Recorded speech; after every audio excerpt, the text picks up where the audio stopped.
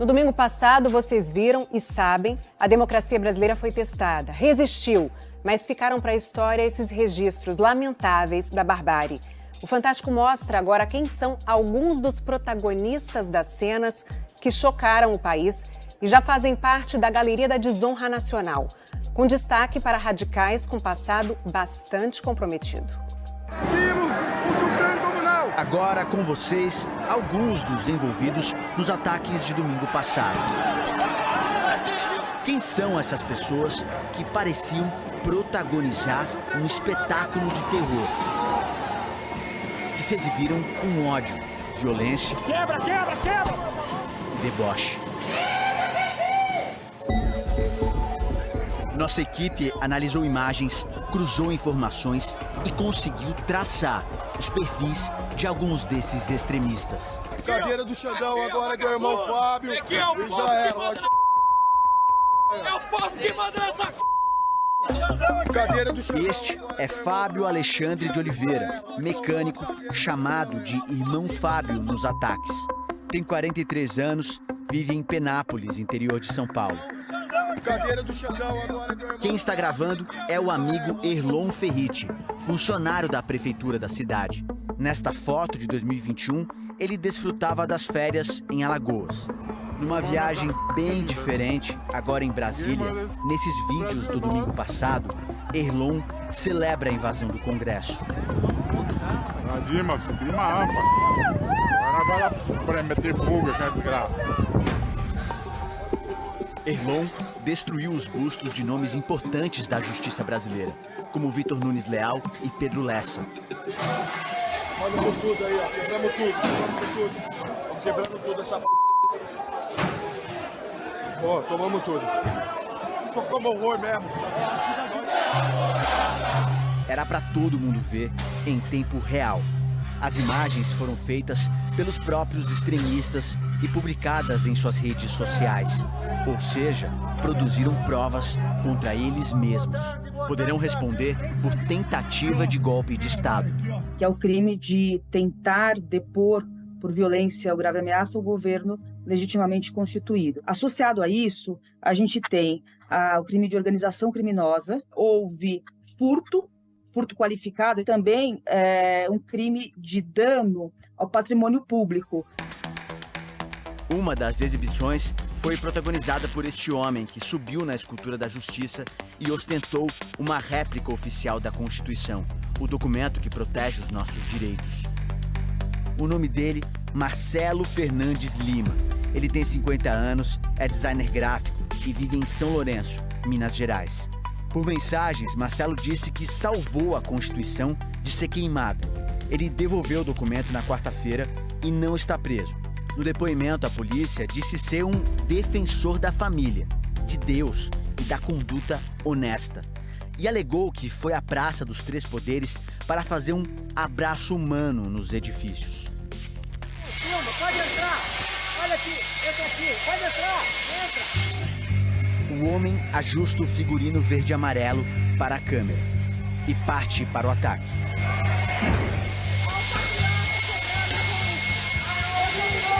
Quando a cena acaba, ele agradece. No elenco desta apresentação lamentável e violenta está Nelson Eufrosino, comerciante de 62 anos de Ourinhos, no interior de São Paulo. Nelson não está preso, mas, quando voltava de Brasília, ele foi parado pela polícia, que o identificou como um dos contratantes do ônibus em que estava. O nome dele foi incluído numa lista de possíveis financiadores dos ataques de domingo passado, cujos bens foram bloqueados. Procurados pelo Fantástico, Nelson e 3 parentes dele não responderam ao nosso pedido de entrevista. Entre as pessoas que participaram dos ataques golpistas em Brasília, que diziam defender a pátria e a honra, havia também antigos conhecidos da justiça. Analisando o passado de 150 dos quase 1.400 golpistas presos, o Fantástico encontrou 23 pessoas com antecedentes criminais. São casos de ameaça, roubo, corrupção, lesão corporal, extorsão, crimes contra a mulher, entre outras graves violações à lei. Não vamos entregar o nosso país sem luta. O nome dela é Pamela Bório. Ela foi a primeira-dama da Paraíba, quando era casada com o governador petista Ricardo Coutinho. Pamela responde a processos por calúnia e difamação por ter espalhado notícias falsas. No domingo, ela levou o filho de 12 anos. Estamos fazendo o que Nossa história, tirar o Brasil das mãos do comunista tirando. Estamos fazendo história. Pessoas que levaram menores de idade aos ataques podem ter penas maiores se condenadas por organização criminosa. Criança e o adolescente não vai ser punido porque eles não são abrangidos pelo Código Penal, mas a mãe ou as pessoas que levaram as crianças e adolescentes, elas vão ser responsabilizadas. Pamela não foi presa depois dos ataques em Brasília. O Fantástico tentou falar com a ex-primeira-dama, mas parentes disseram que ela está incomunicável em Brasília. Outro personagem identificado é este aqui, caracterizado como indígena semana antes dos ataques. O nome, José Alfonso, de 54 anos, corretor de seguros em Ponta Porã, no Mato Grosso do Sul. Conversamos com a mulher dele, que afirmou: José não faz parte de nenhum povo originário. Ele estava acampado com apoiadores do ex-presidente Jair Bolsonaro em frente ao quartel-general do Exército em Brasília. Agora é um culto no movimento aqui de Brasília. José Alfonso foi preso por participar dos atos de domingo.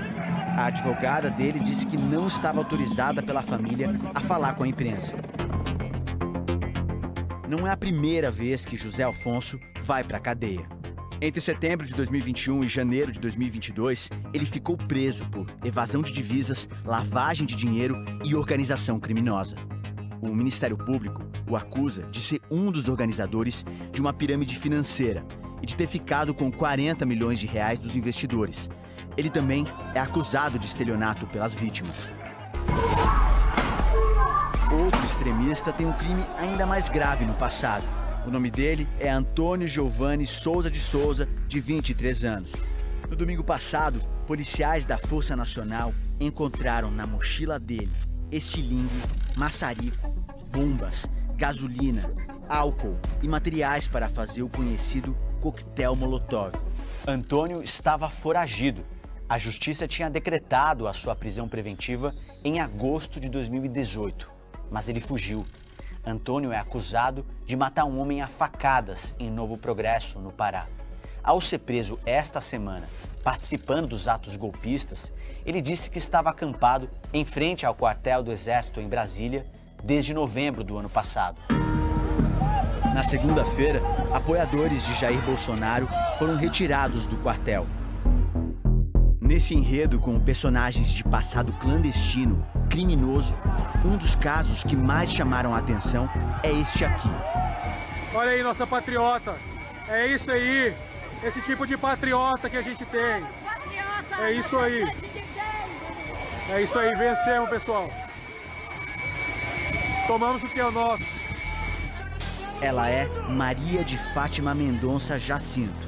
Olha aqui, pessoal, Dona Fátima, de Tubarão, Santa Catarina, 67 anos. Tá quebrando tudo! Quebrando tudo! Isso aí, Dona Fátima, Deus abençoe a senhora! É guerra! É guerra! É isso aí!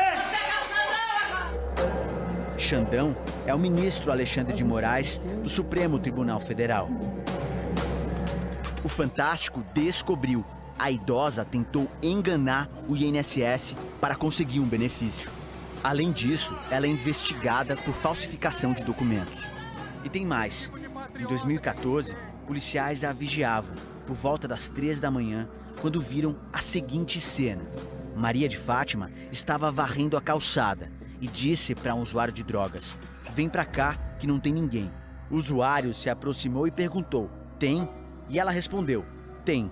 Eram pedras de crack. Maria de Fátima foi presa em flagrante e cumpriu 3 anos de cadeia, condenada por tráfico de drogas. Ela não está na lista de presos desta semana. Tentamos falar com Maria de Fátima e com 2 filhos dela, mas ninguém nos atendeu. O Fantástico não localizou Fábio Alexandre de Oliveira, o irmão Fábio. A mulher dele disse que está sem comunicação com o marido, mas afirmou que ele sentou em uma cadeira normal, que a cadeira não era do ministro Alexandre de Moraes. Erlon Ferritti, que destruiu bustos no Supremo, também não nos atendeu. O prefeito de Penápolis, chefe dele, disse que determinou a abertura de um procedimento investigatório. Para Erlon Ferritti, para o irmão Fábio, para a idosa Maria de Fátima e para tantos outros, a cena final do ato golpista em Brasília pode ter a presença de um juiz lendo uma sentença. Pegando todas as penas mínimas desses crimes, a pena mínima é algo em torno de 13 anos e meio. E a pena máxima seria de 36 anos. A gente está falando de um crime contra o Estado Democrático de Direito, um crime contra a democracia, contra as instituições democráticas. Eles estão tentando, na verdade, tirar essas garantias que são nossas, tirar esses direitos, suprimir direitos que são nossos. Os atingidos diretamente por isso seria toda a população.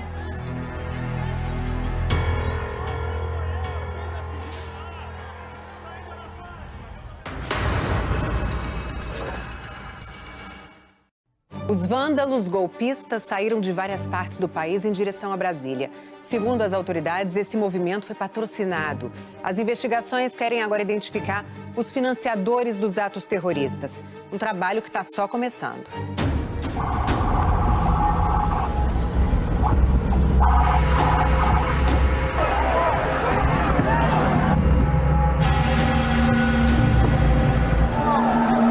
A polícia não conseguiu conter o povo.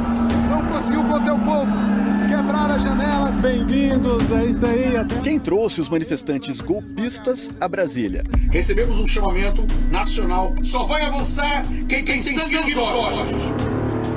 Quem fez o chamado prometeu ônibus novos, super bons, sem custo.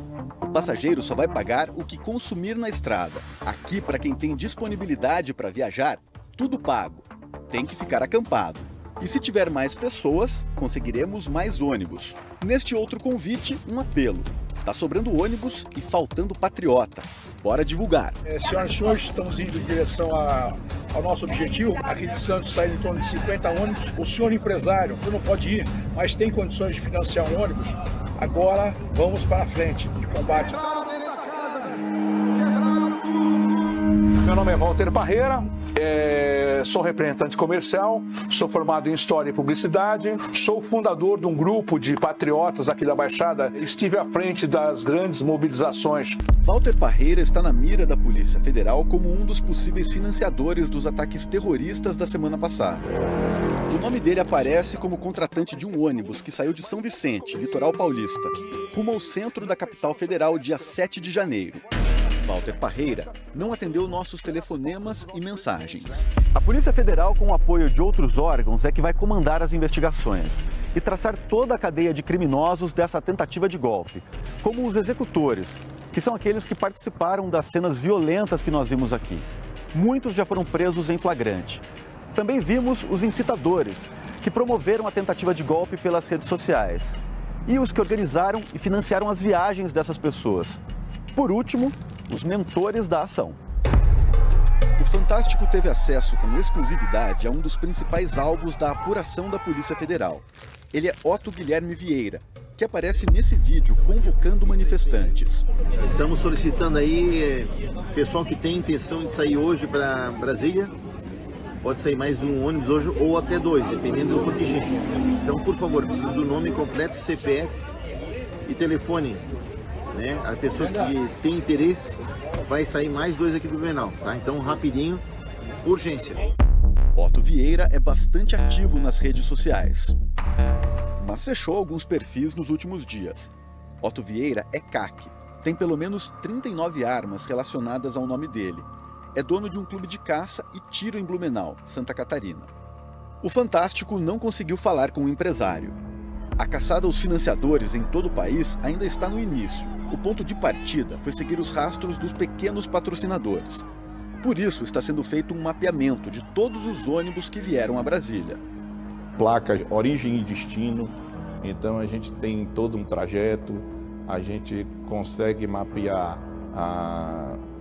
a quem pertence os ônibus, se há uma empresa, se um particular. A inteligência da polícia consegue produzir relatórios que vão auxiliar a Polícia Judiciária. Ela é quem faz todo o encaminhamento do inquérito.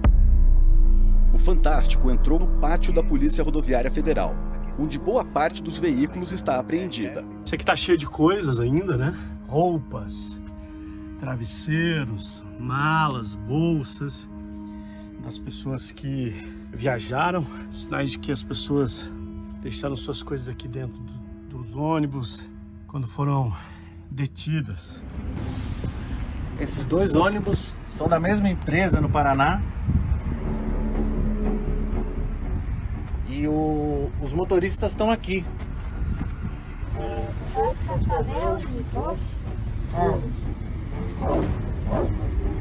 Quem contratou vocês?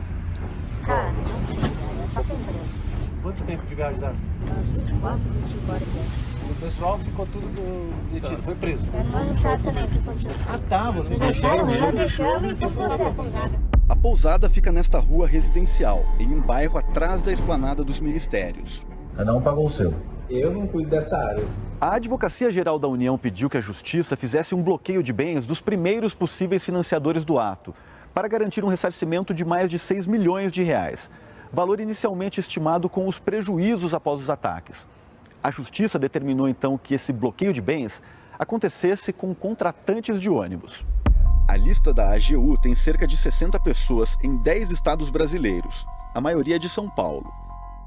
Pessoal, dia 8 de janeiro de 2023. É gente chegando de todo lado, lá no fundo.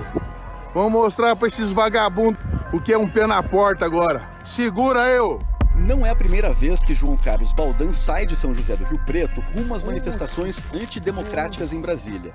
Também já ficou em frente ao quartel do Exército, como ele mesmo mostra nas redes sociais. Tem muitas pessoas querendo tirar o povo dos quartéis. Pessoal, nós temos que sair sim, por 2 motivos. Ou com a vitória, ou sair depois para valer, para fazer acontecer.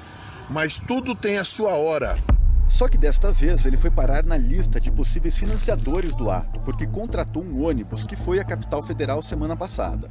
Em nota, a defesa de Baldan diz que todas as providências estão sendo tomadas para a elucidação dos fatos e que, em eventual persecução criminal, irá comprovar sua inocência. O nome do empresário Marcelo Panho, do ramo de telecomunicações no Paraná, também está na lista de bloqueio de bens da AGU. Ele aparece como contratante de 2 ônibus que foram a Brasília. Tentamos localizá-lo em 2 unidades da empresa no Paraná. Também deixamos contato, mas não tivemos retorno.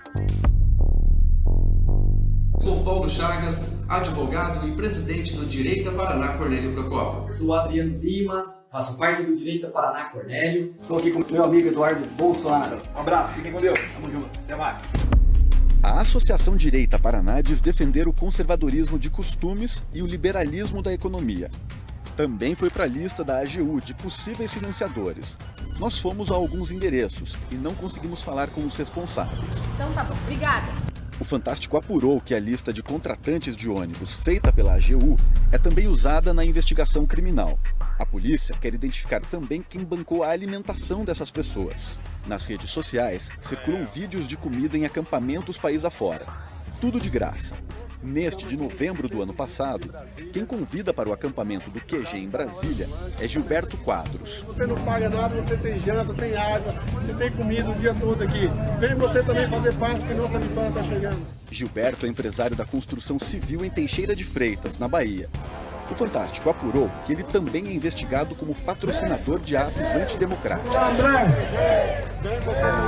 Por telefone, Gilberto negou que tenha colaborado com dinheiro para os atos do último domingo, ou para o acampamento do QG. Disse que, na ocasião do vídeo, ele tinha revisão de carro e médico em Brasília. Aproveitou para passar pelo acampamento. O que eu posso afirmar é que não há nenhum limite à investigação, ou seja, todos os mandantes que forem aparecendo na investigação serão objeto de apuração. Quem são essas pessoas? 85 mil denúncias chegaram ao Ministério da Justiça até este domingo, de todos os cantos do país.